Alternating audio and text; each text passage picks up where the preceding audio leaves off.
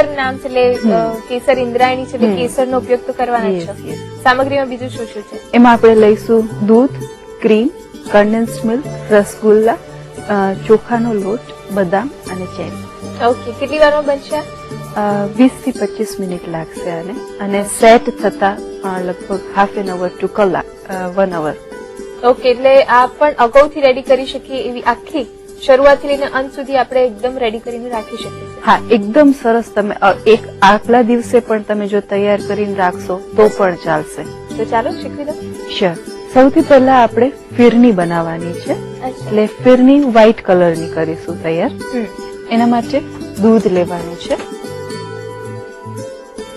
Almost અત્યારે 1 cup જેટલું દૂધ એડ કરીશું આમાં.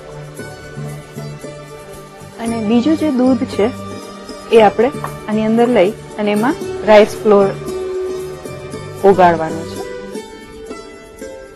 ઓકે, ચોખાનો લોટ એડ કરવાનો છે. ફિરની હંમેશા ચોખાના લોટની બનતી હોય છે. ચોખાનો લોટ ના લેવો હોય તો તમારાને થિકનિંગ એજન્ટ તરીકે આમાં કોર્નફ્લોર નાખીને પણ કરાય, કસ્ટર્ડ પણ લેવાય. તો પછી એને ફિરની કહેવાય?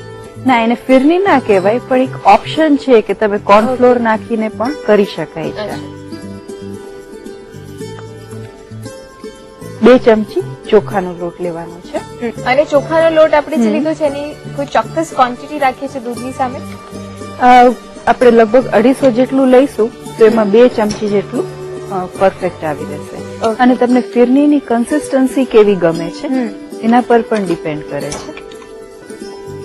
આમાં એકદમ લમ્સ આના બધા જ ભાંગી જાય ત્યાં સુધી આને મિક્સ કરવાનું. ઓકે, એકદમ સરસ મિક્સ થઈ ગયું છે.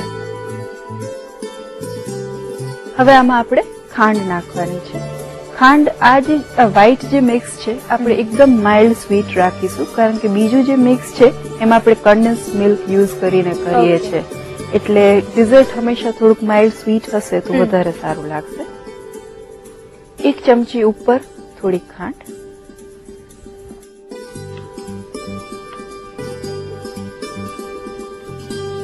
ખાંડ સેજ ઓગળે એટલે રાઈસ મિક્સ એડ કરી દેવાનું એમાં. અને રાઈસનું મિક્સ એડ કર્યા પછી આને કન્ટિન્યુઅસલી હલાવવાનું, બિલકુલ આને છોડવાનું નહીં. ઓરિજિનલી જે ફિરની બનતી હોય છે એ પણ સેમ આ જ રીતે બનતી હોય છે?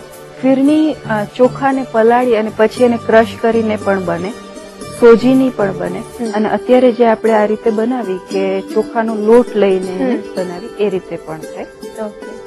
આપણે ધીમા તાપે અને સતત હલાવતા રહીએ એટલે જે ચોખાનો લોટ લીધો છે એ પણ સરસ ચડી જશે. અને આને કમ્પેરેટિવલી થીક રાખવાનું છે, જેથી કરીને તમે જ્યારે સર્વ કરતા હોય ત્યારે બંને લેયર ડિફરન્શિએટ થઈ શકે. ગેસ ઓફ કરી દઈએ, થઈ ગયું છે. અને એક બોલમાં કાઢી અને એને ઠંડુ થવા દેવાનું છે.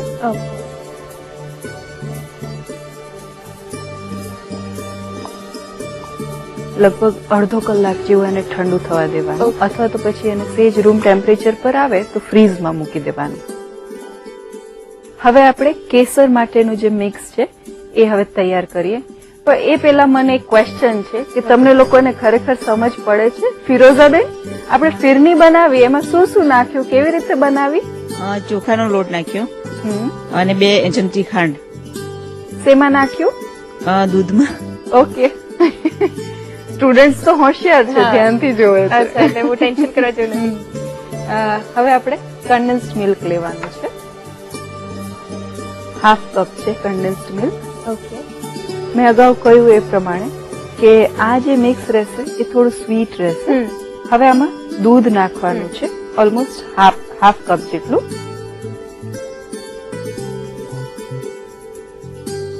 ક્રીમ એડ કરવાનું છે, એ પણ હાફ કપ છે, એમાં એડ કરીશું. ઘરની મલાઈ હોય તો એ પણ લઈ શકાય, અથવા તો ડેરીમાં જે ક્રીમ મળે છે એ લેવાય.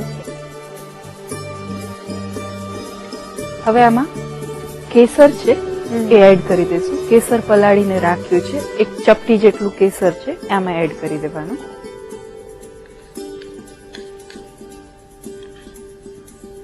બીટરથી સરસ રીતે બીટ કરી લેવાનું.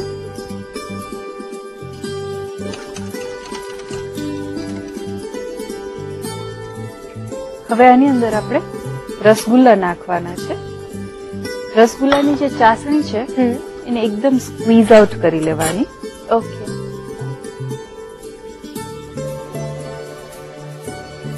અને આને હાફ પીસ કરી લેવાનો અને આમાં એડ કરી દેવાના. ઓકે.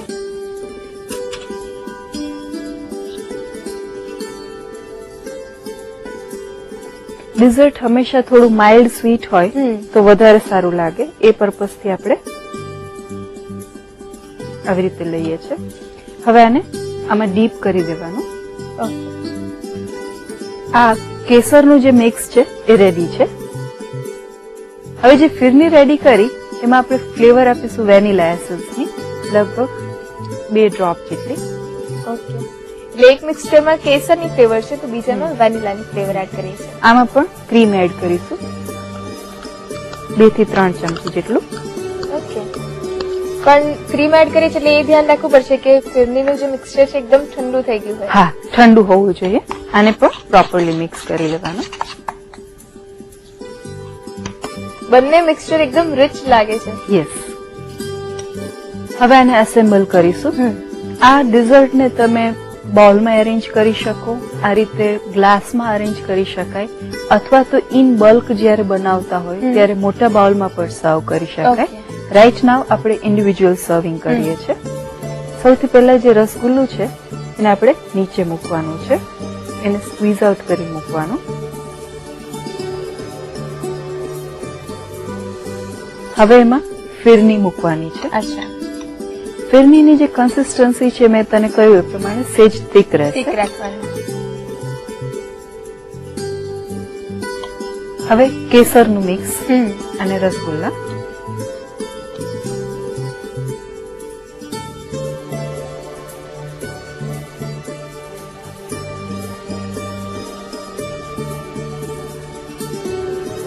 હવે આની ઉપર બદામ અને પિસ્તા મૂકીશું. હવે ચેરીથી ગાર્નિશ કરીશું. બહુ જ સરસ દેખાય છે. એક્ઝેક્ટલી. અને આને તમે ડીપ સ્પૂન તમે આની સાથે ગ્લાસની સાથે આપી અને સર્વ કરી શકો. તો ઓપન ટેરેસ પાર્ટી મેનુની last recipe or I can say the last lesson yes. Kesar Indrayani is ready to સર્વ.